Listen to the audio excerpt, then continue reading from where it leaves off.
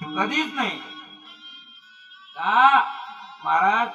त्या बापाला किती वाईट वाटत असेल, ज्या मुलाकरता आपण एवढे कष्ट घेतले, तो मुलगा चार चौघामध्ये मागा आपल्याला बोलतो, किती वाईट वाटत असेल महाराज. अहो तोच आपला बाप ज्यावेळेस शेतामध्ये काम करायला जातो, ढोरं चारायला जातो, आपल्या जवळच जर चार पायाचा बैल, चार पायाचं जनावर शेजाऱ्याच्या बांधावरती गेलं तर बाप आपला तिथून बसून आवाज देतो, राजा माग हो. आणि तो चार पायाचा बैल माग होतो. कोण? पण महाराज जर पोटच्या, आपल्या पोटचा गोळा आपला मुलगा आपलं ऐकत नसेल, चार चौघामध्ये जर माग बोलत असेल, तर किती त्या वडिलांचं बापाचं अंतःकरण दुखत असेल. याचा विचार मुलांनी केला पाहिजे विचार. पण महाराज मुलं विचार करायला तयार नाही. महाराज आईचंही तेच आहे. कित्येक मुलं, मी आता एक व्हिडिओ पाहिला होता महाराज, वृद्धाश्रमाच्या समोर आईंना आणून असं धक्के मारून त्यांनी ढकलून दिलं गाडीवरतून.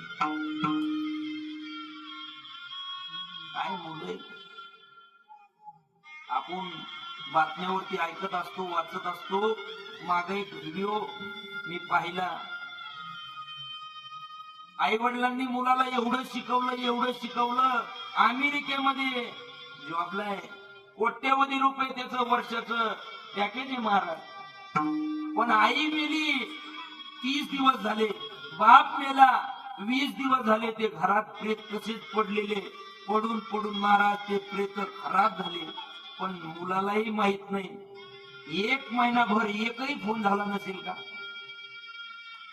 मुलाचा, एक फोन सुद्धा. किती बिकट परिस्थिती आहे.